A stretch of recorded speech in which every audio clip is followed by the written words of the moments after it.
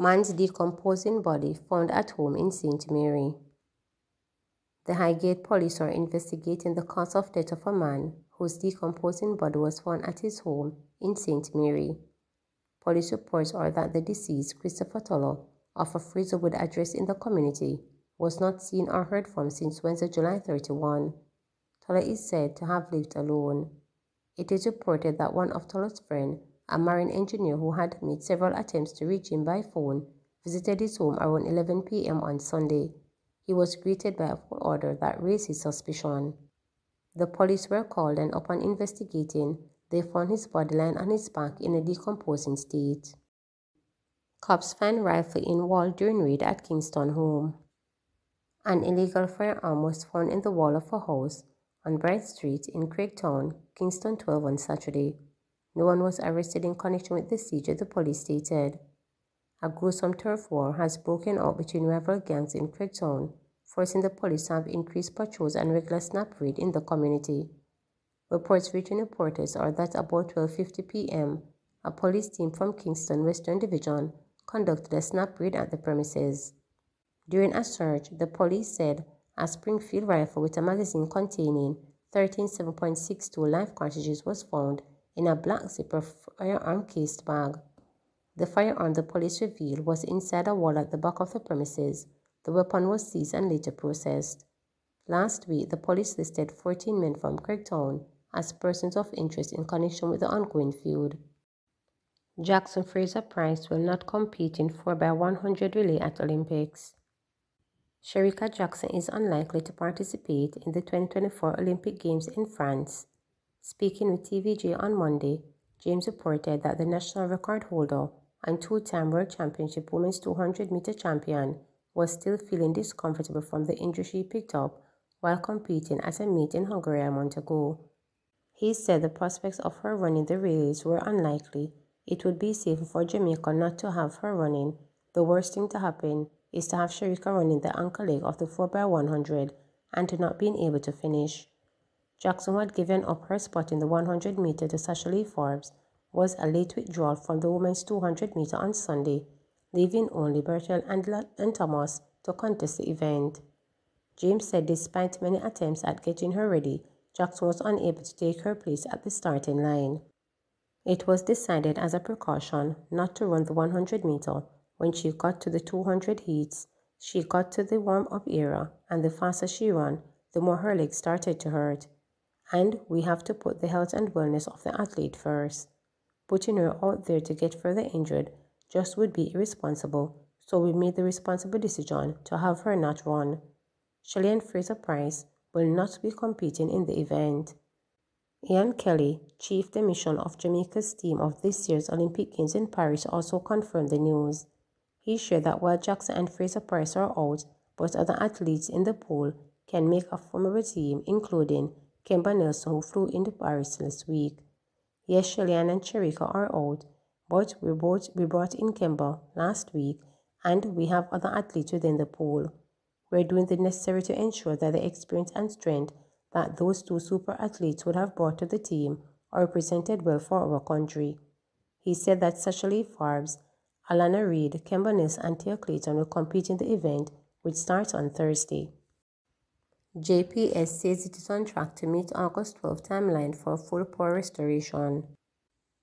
The Jamaica Public Service Company, JPS, says it is on track to meet the August 12 deadline for full power restoration following disruption caused by the passage of Hurricane Beryl on July 3rd. JPS Director of Corporate Communications, Winsome Callum, provided an update. The pace of restoration has been a sore point among many customers, resulting in the government and the Office of the Utility Regulation or applying pressure on the JPS to ramp up its efforts. Last Friday, the OR indicated that JPS had missed previous established timelines. As a result, the OR said the utility company could be liable to enforcement action if it fails to restore power fully by August 12. Acknowledging the frustration of customers, Ms. Callum said the JPS is working tirelessly to ensure it meets the deadline. Ms. Callum noted, however, that JPS teams will face several challenges in the restoration effort. We understand the concerns and the anxiety and the impatience around the pace of restoration. We do understand. JPS gave a timeline of August 12 to complete restoration, and we are making every effort. We're pulling out all the stops, and we're pulling in all the resources to get to that date, August 12. As of now, there are several areas that are still impassable, and we're having challenges getting into some areas. For example, in Portland, there is a community that requires the team to get across on a raft because of the state of the river. So there are challenges like that. In Kingston, in St. Andrew North, we have, in the rural St. Andrew, we have a couple of communities that are still unreachable because of broken away roadways and so on. So yes, there are challenges that will slow us down. But as of now, we are working towards meeting that August 12 deadline that we had set for ourselves. National Identification System needs would have made Hurricane Beryl response easier, stated Pernell Charles Jr. Social Security Minister Pernell Charles Jr. says the passage of Hurricane Beryl and resulting relief efforts have shown the need for the full rollout of the NEEDS program. Mr. Charles Jr. made the declaration during a launch at the Rebuild Jamaica initiative, where at least 50 Jamaicans received cash grant to help rebuild homes damaged by the Category 4 hurricane. According to the minister, since July 4, there have been several challenges to the government's response efforts. He argued that NEEDS would enable an effective and timely response effort, as citizens' data would be stored in a structured way. The minister pleaded to support for a rollout of NEEDS. In this experience, I have come to understand more than ever before the importance of NEEDS. We have to, as a country, come to a place where we have our data in a structured way so we don't have to be running around to identify persons. Believe me, the Ministry of Labour and Social Security is a testament through this event to the importance of this country, understanding that we must prepare ourselves by organizing ourselves. We must be able to identify Jamaicans where you are, what are your circumstances. Whatever the adjustments that are needed, Prime Minister, I am now perhaps your #1 support for that national identification system to come into place. It is going to help us to have an effective and timely response. And you can ask our partners. They are feeling it as well. There are partners that want to get started and are stalled because of the bureaucracy. There are partners calling us, asking for information that we now have to go spend 2 weeks to get because we have failed to prepare ourselves for the test. Don't wait, Jamaica. Believe me, this is our moment to learn from our experiences. Committee to review country's response to disasters.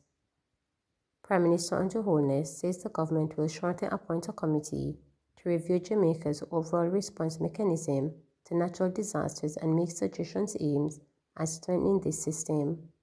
This commitment comes from the passage of Hurricane Beryl last month, from which some Jamaicans in the worst-hit parishes are still recovering. Some citizens remain without electricity and water since the weather system hit the island on July 3rd. Notwithstanding that we're in the best position ever to respond to and recover from the shocks and disasters, there are still areas in which we must continue to build our resilience, Holness said in his Independence Message 2024. He noted that as the country celebrates its independence, we must be mindful that many Jamaicans across the island have been significantly affected and may not be able to enjoy the celebrations as usual. Holness said that while the relief and recovery efforts have been generally quick and effective, the government is sensitive to the hardships that some areas continue to experience while recovery is underway. As a caring nation and government, we are sensitive to the needs and displacement of those worst affected, and we stand in meaningful solidarity with our brothers and sisters who have lost their homes, their roofs, their livelihoods, or are without electricity and water currently, he noted. The Prime Minister said that alongside the government's significant provision of relief and care support, he is appreciative of the tremendous outpouring of local relief initiatives. I want to recognize and thank all our local corporate, religious, civil entities, and private individuals who have organized relief packages and support for our brothers and sisters affected by the hurricane. Our diaspora has also been active along the international and multilateral community in supporting Jamaica's relief effort, and I want to thank them as well, he noted. He also noted that the government has so far allocated more than $5 billion to the relief, recovery, and reconstruction effort, of which $1 billion will assist households in the form of grants of $400,000 for destroyed houses, $150,000 for major damage, and $50,000 for minor damage. We understand the urgency of the situation, and we have already begun dispersing the grants to ensure that persons affected can start rebuilding their lives and livelihood, he noted. The Minister of Education and Youth, he said, has already started to repair schools that were damaged to ensure that most schools will be able to reopen on time for the beginning of the school year, and that the Ministry of Agriculture, Fisheries and Mining is also fully mobilized to assist farmers and fishers restart their production. Holness at the same time reiterated that the government is not satisfied with the pace at which electricity is being returned to some rural communities by utility provider Jamaica Public Service. Remember to subscribe, like, share, and click the notification bell for daily updates.